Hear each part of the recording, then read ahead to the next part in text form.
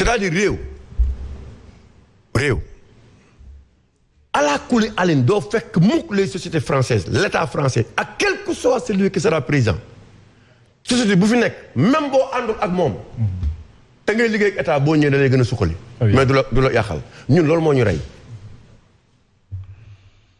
d'accord dañuy rey gis nga démb kii wax Lat Diop ne ko yaa ngi ak 1 milliard da ko wax pour yaakaar ne bu subaa mën na am audience ak Diomaye waxu ko parce que dafa gëm ne Lat Diop dafa kii de mais pour moom actuellement képp ku xamante ni ne nekkoon nga ci nguur gi wala homme d'affaires nga yaa ngi doon flirter avec l'état qui était là buñ ko xamee dañ naan kii waroo ko jox marché parce que gis nañ ko mu ànd ak diw wala gis nañ ko mu taxaw ak diw ak gis nañ ko mu def li alors que kooku il est obligé à quel que soit alpha de travailler avec l'état et les gens ne savent pas faire la part des choses.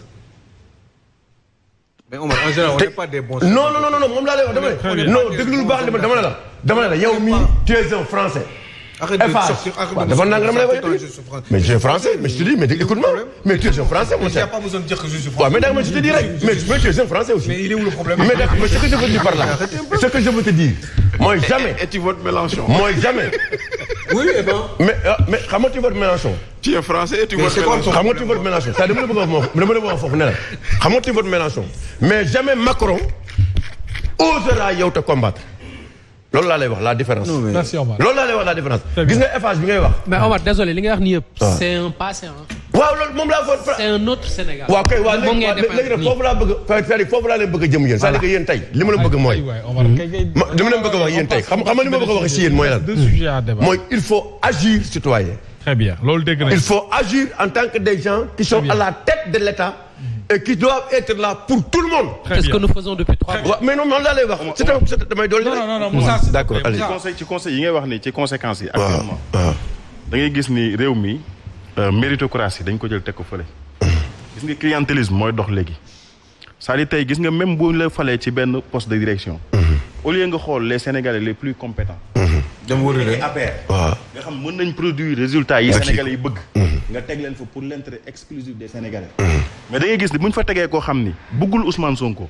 c'est la personne de Ousmane Sonko mu lay teg en avant sur l'intérêt des Sénégalais. dañ naan kii da daan xeex projet bi.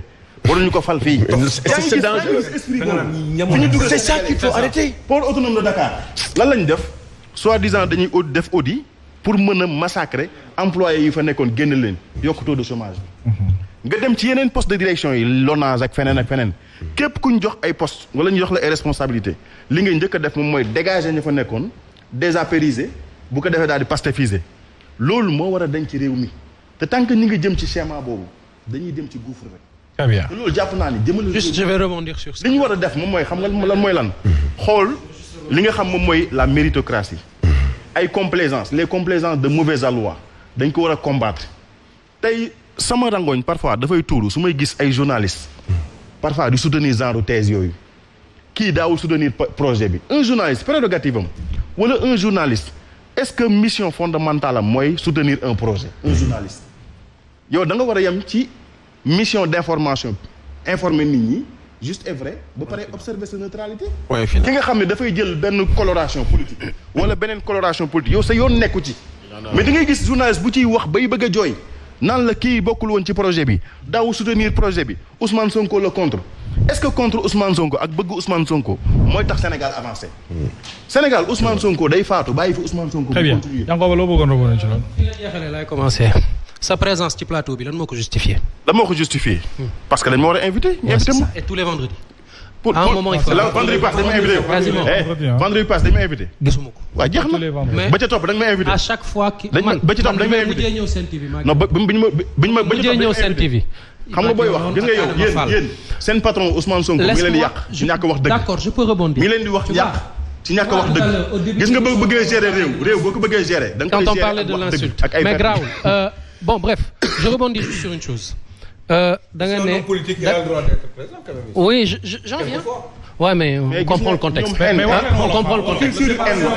on comprend le contexte maa ngi ñëw. bëgg a semer ci réew mi moo war a dañ. gis nga xen bi ñu bëgg a indi. waaw Moussa ñi bëgg Pastef ak ñi bëggul Pastef créer ñaari Sénégal yu bokkul yoo xam dañuy def face moo war a dañ ci réew mi. Moussa même ma wax 1 minute comme ni ko waa ji waxoon même ma. mun leen ko fi instauré. d'accord yéen bu ngeen xëyee suba ba ngoon ak médias yi nga xam ne ñooy colporter seen médisance yi seen médias yi nga xam mooy ñooy prolonger seen communication bu ngeen xëyee suba ba ngoon xam nga la moo leen di déranger yéen président Bougane te président Bougane li mu def ci réew defu leen léegi man damay rebondir ci li mu wax ne désapérisation peut-être que ay xale lañ mais politique on aura beau dire wax jee bëri rek mais ça reste de la politique un poste politique reste un poste politique il y a des postes ba dañ ne poste politique gis nga bi Abdou Diouf accès au pouvoir est-ce que yow tey boo jàngee l'élémentaire en courtoisie quand on est éduqué quand on est bien éduqué on écoute son alter ego merci Abdou Diouf quand il est arrivé au pouvoir dañ wax lan désengorisation ba loolu moo indi woon créer quelque part quand Wade est arrivé au pouvoir il a fait son balai il a installé son administration à un moment même au sein de l'administration Wade au moment de ci administration Wade am na benn instant on parlait de déséquisation jëlee fi ñu àndoon ak Idrissa Seck Macky bu mu ñëwee dafay jëlee ñi fi nekkoon tey jii France États-Unis bi ñuy wax ne l'une des plus grandes démocraties du monde ñu ngi lay wax ne Trump bu yéegee il va faire bouger plus de 40 000 fonctionnaires de l'administration on dit l'administration Biden tey day administration Biden lañ lay wax tey bu paree Trump bu ñëwee il va installer l'administration Trump loolu mënoo ko dindi ci politique maintenant parler de mérite. Mais c'est pas la même chose hein. J'en viens. Il mélange complètement les pédales. J'en viens. Les exemples sa baaxul. Maintenant parler de mérite. Parler de mérite ne non médiocrité méritocratie dañ ko pousse aujourd'hui kon dafay remettre en cause poste gouvernement bi ñi nga xam ne dañ leen choisir ci gouvernement bi tey jii yow seen mérite da nga koy remettre en cause. Je remets en cause seen mérite techniquement. Bon ñoom ñëpp la bonne fois quitter ce plateau mais grawul techniquement mais grawul il y a pas plus aveugle que celui qui ne veut pas voir discours bi ñu teniroon xam naa fu mu jëm elle va parler de l'appel à candidature. non dama ko tudd sax comme mi ngi sa subconscient rek baax na oui loolu ngeen ñu waxoon lan lañu wax kon égalité des chances kañ lay doon réalité au Sénégal. Égalité des chances là parce que c'est un choix basé sur des critères pas parce que diw parti bi la bokk donc bokk na ci choix et pourquoi on a nommé quelqu'un dans un ministère ñu wax ne dafa jege woon APR génnee passé politique am ñu dégommé ko. oui mais c'était quel ministère mais c'était quel ministère. je pense que c'était le ministère de Moussa Balla Fofana. yëguma ko. am na loolu cas bi mu am c'était au coude. non c'était au coude c'est le seul cas connu. c'était au coude et c'est un monsieur qui était un insulteur automatique de tout ce qui concerne Pastef sur les réseaux sociaux. Je ne parle pas de ce cas. Il y a quelqu'un qui a été nommé si les compétents, on peut le garder. Justement, sa compétence a été remise en question. Sa compétence a été remise en question. Le problème, quand il dit que oui, dañuy pousse ñële teg ñi, ça il faut arrêter de faire dans la mauvaise foi. Fii ndenkaane ka nga wóolu. Mënoo xool nit koo xam ne tey jii laisse-moi finir munoo xool koo